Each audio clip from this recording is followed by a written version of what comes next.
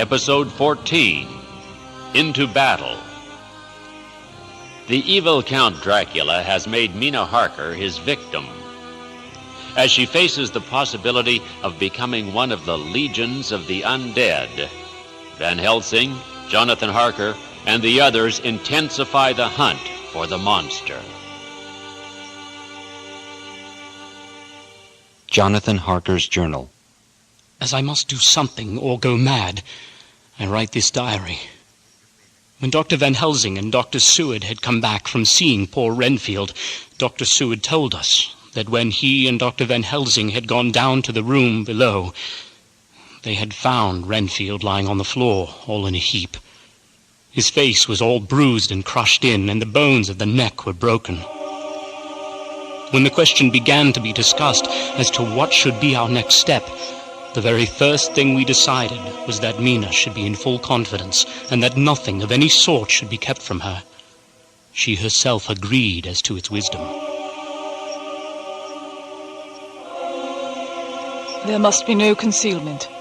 We have had too much already. And besides, there is nothing in all the world that can give me more pain than I have already endured. Than I suffer now. Whatever may happen, it must be of new hope or of new courage to me.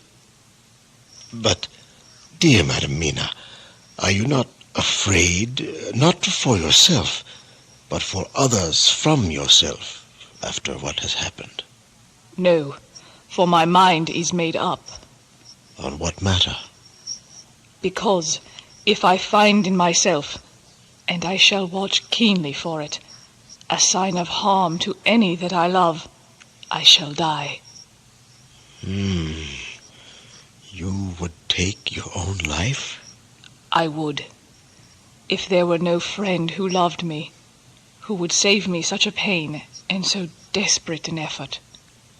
My child, I myself, with a loving heart, could perform such a task for you, even at this moment, if it were best. But it is not safe. You must not die. You must not die by any hand until the other who has fouled your sweet life is true dead. You must not die, for if he is still with the quick undead, your death would make you even as he is. No, you must live until this great evil be past. I see. My dear doctor, if God will let me live, I shall strive to do so, till, if it may be in his good time, this horror may have passed away from me. Good, good. Be strong, my child. Have faith. All shall be made right. Now, to our plan of action. How are we to get into that house in Piccadilly? We shall break in if need be. And your police? Where will they be? And what will they say? I see your point. Listen to me. I have the idea. Suppose that you were, in truth, the owner of that house, and could not still get in, and think there was to you no conscience of the housebreaker. What would you do? I should get a respectable locksmith and set him to work to pick the lock for me. And your police, they would interfere, would they not? Oh, no. Not if they knew the man was properly employed. I think, then, we have our entry. I can be of some use here. My title shall easily hire any locksmith to gain any lock in London. Very good, my friend. And may you also acquire horses and carriages to be at the ready as we may need? Name the locations. I shall wire to my people to have all prepared and ready where they will be most convenient. So be it. It was finally agreed that before starting for Piccadilly we should destroy the Count's lair close at hand. In case he should find it out too soon, we should thus be still ahead of him in our work of destruction, and his presence in his purely material shape, and at his weakest, might give us some new clue. As to the disposal of forces, it was suggested by the professor that after our visit to Carfax we should all enter the house in Piccadilly, that the 2 doctors and I should remain there, whilst Lord Godalming and Quincy should find the lairs at Walworth and Mile End and destroy them. Come, breakfast is ready, and we must all eat that we may be strong. Breakfast was a strange meal to us all. We tried to be cheerful and encourage each other, and Mina was the brightest and most cheerful of us. When it was over, Van Helsing stood up and said, Now, my dear friends, we go forth to our terrible enterprise. Are we all armed, as we were on that night when first we visited our enemy's lair? Armed against ghostly as well as carnal attack? All are prepared. Then it is well. Now, Madam Mina, you are in any case quite safe here until the sunset, and before then we shall return. I have myself prepared your chamber by the placing of things of which we know, so that he may not enter. Now let me guard yourself. On your forehead I touch this piece of sacred wafer, in the name of the Father, the Son, and... The holy wafer burned into the flesh as though it had been a piece of white-hot metal. I am unclean. Even the Almighty shuns my polluted flesh. I must bear this mark of shame upon my forehead until the judgment day.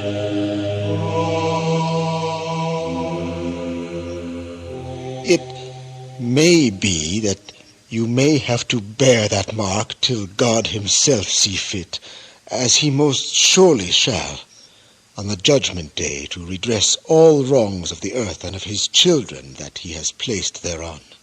And, oh, Madam Mina, my dear, may we who love you be there to see when that red scar, the sign of God's knowledge of what has been, shall pass away and leave your forehead as pure as the heart we know. For so surely as we live, that scar shall pass away. There was hope in his words, and comfort, and they made for resignation. We each pledged ourselves to raise this veil of sorrow, and we prayed for help and guidance in the terrible task which lay before us. We entered Carfax without trouble, and found all things the same as on the first occasion. Upon searching, we found no papers or any sign of use in the house, and in the old chapel the great boxes looked just as we had seen them last. And now we have a duty here to do. We must sterilize this earth, so sacred of holy memories, that he has brought from a far distant land for such foul use. He has chosen this earth because it has been holy. Thus we defeat him with his own weapon, for we make it more holy still. It was sanctified to such use of man. Now we sanctify it to God. As he spoke, he took from his bag a screwdriver and a wrench, and very soon the top of one of the cases was thrown open. Taking from his box a piece of the sacred wafer, the professor laid it reverently on the earth, and then shutting down the lid began to screw it home, we aiding him as he worked. One by one we treated in the same way each of the great boxes, and left them as we had found them to all appearance, but in each was a portion of the host.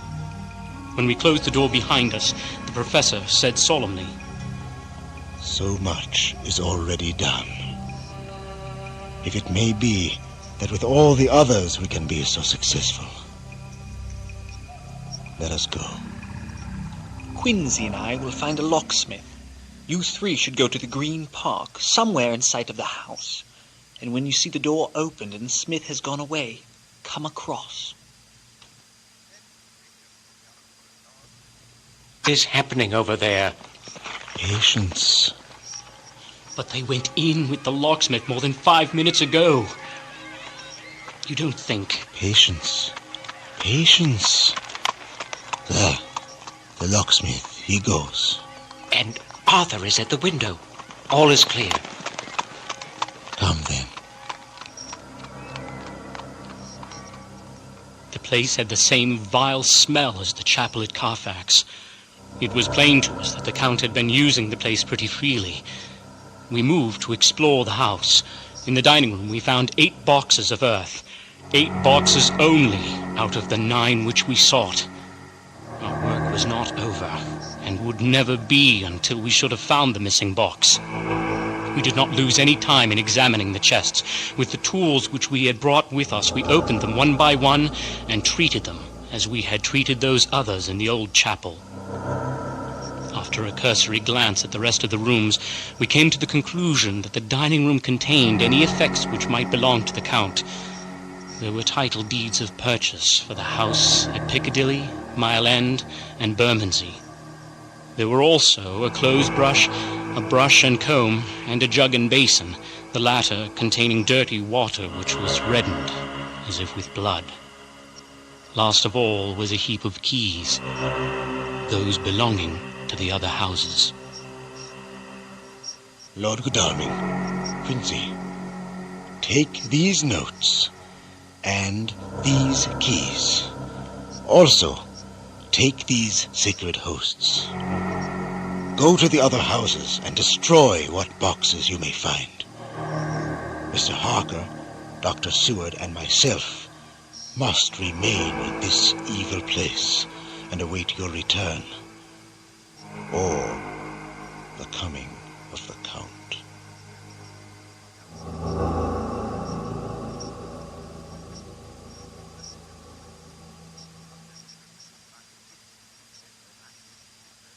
Dr. Seward's diary. The time seemed terribly long whilst we were waiting for the coming of Godalming and Quincey Morris. The professor tried to keep our minds active by using them all the time. I have studied over and over again since they came into my hands all the papers relating to this monster. And the more I have studied, the greater seems the necessity to utterly stamp him out. All through, there are signs of his advance, not only of his power, but of his knowledge of it. He is experimenting and doing it well.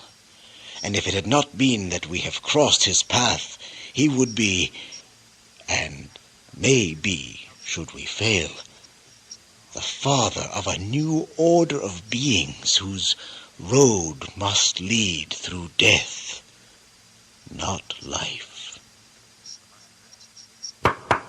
Whilst Van Helsing was speaking, we were startled by a knock at the hall door.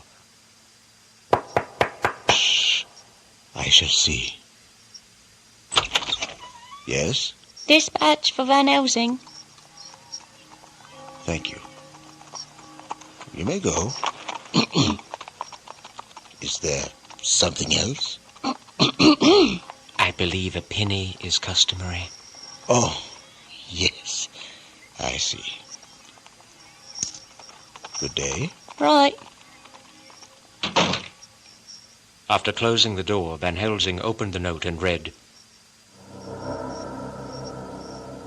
It is from your asylum. It's from Mina. Look out for D. He has just now, 12:45, come from Carfax hurriedly and hastened towards the south. He seems to be going the round and may want to see you. Now, God be thanked, we shall soon meet. God will act in his own way and time. Do not fear, and do not rejoice as yet. What we wish for at the moment may be our undoings.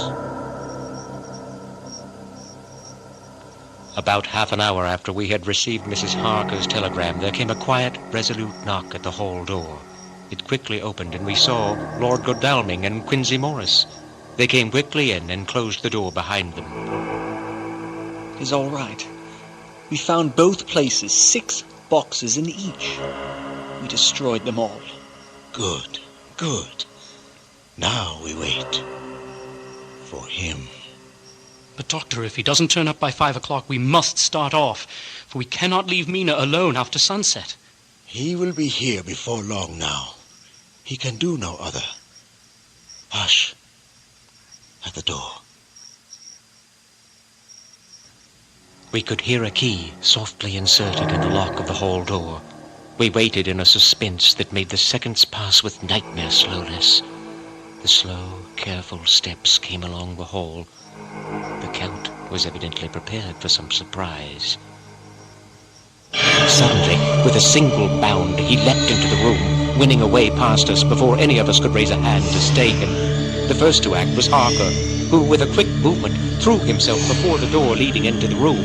As the Count saw us, a horrible sort of snarl passed over his face, showing the eye teeth long and pointed. But the evil smile as quickly passed into a cold stare of lion-like disdain.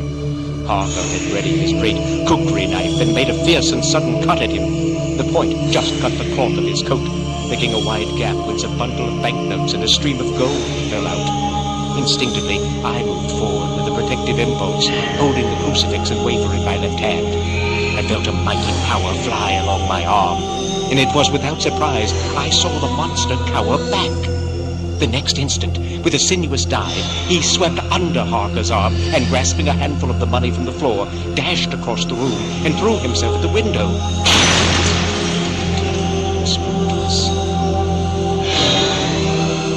You think to baffle me, you, with your pale faces all in a row, like sheep in a butcher's. You shall be sorry yet, each one of you.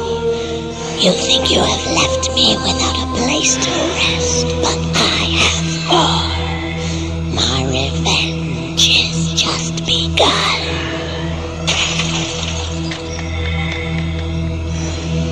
We have learned much.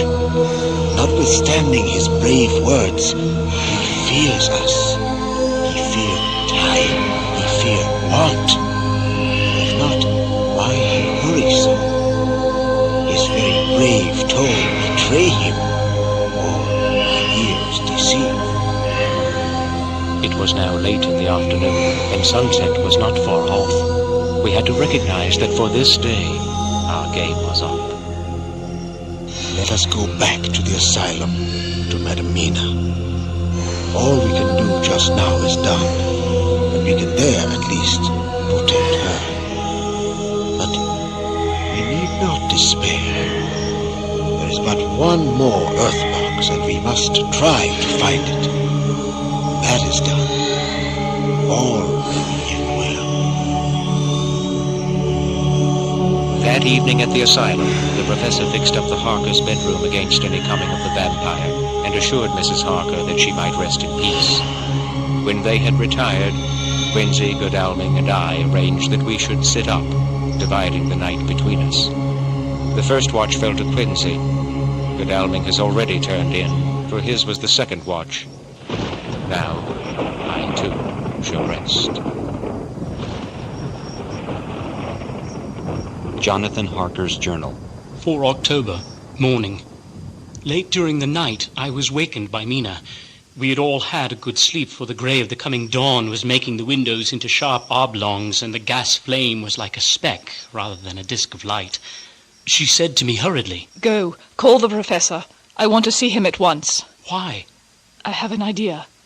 I suppose it must have come to me in the night. He must hypnotize me before the dawn, and then I shall be able to speak. Go quick, dearest. The time is getting close.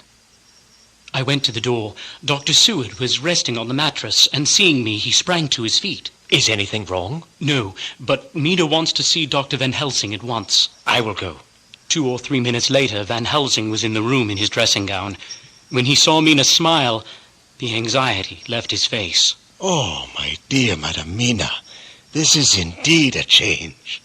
See, friend Jonathan, we have got our dear Madam Mina as of old back to us today. And what am I do for you? For at this hour You do not want me for nothings. I want you to hypnotize me. Do it before the dawn, for I feel that then I can speak, and speak freely. Be quick, for the time is short. Without a word, he motioned her to sit up in bed. Looking fixedly at her, he commenced to make passes in front of her, from over the top of her head downward, with each hand in turn. Mina gazed at him fixedly. Gradually, her eyes closed, and she sat stock still. Only by the gentle heaving of her bosom could one know that she was alive. Where are you? I do not know. Sleep has no place it can call its own. Dr. Van Helsing motioned me to pull up the blind. I did so, and the day seemed just upon us. A red streak shot up, and a rosy light seemed to diffuse itself through the room. Where are you now? I do not know. It is all strange to me. What do you see? I can see nothing. It is all dark. What do you hear? The lapping of water. It is gurgling by, and little waves leap. I can hear them on the outside. Then you are on a ship? Yes, on a ship. What else do you hear? The sound of men stamping overhead as they run about. There is the creaking of a chain and the loud clang as the check of the capstan falls into the ratchet. What are you doing? I'm still. Oh, so still. It is like death. Her voice faded away into deep breath, as of one sleeping, and the eyes closed again. Dr. Van Helsing placed his hands on Mina's shoulders and laid her head down softly on her pillow. She lay like a sleeping child for a few moments, and then, with a long sigh, awoke and stared in wonder all around her. Van Helsing spoke to Arthur and Quincy, who had quietly entered the room during the hypnosis. There is not a moment to lose. Gentlemen, that ship, wherever it was weighing anchor whilst she spoke. There are many ships weighing anchor at the moment in your so great port of London. Which of them is it that you seek? God be thanked that we have once again a clue. We can know now what was in the Count's mind when he seized that money. He meant escape. He saw that with but one earth box left and a pack of men following like dogs after a fox, this London was no place for him. He have take his last earth box on board a ship, and he leave the land. He think to escape, but no, we follow him. Our old fox is clever, and we must be clever as well. He is wily, but I too am wily, and I think his mind in a little while. In meantime, we may rest, and in peace, for there are waters between us which he do not want to pass, and which he could not if he would, unless the ship were to touch the land, and then only at full or slack tide. See, and the sun is just rose, and all day to sunset is to us. Let us take bath and dress and have breakfast, which we all need, and which we can eat comfortable, since he be not in the same land with us. But why need we seek him further when he has gone away from us? Because, my dear, dear Madam Mina, now more than ever must we find him, even if we have to follow him to the jaws of hell. But why? Because he can live for centuries, and you are but mortal woman. Time is now to be dreaded, since once he put that mark upon your throat.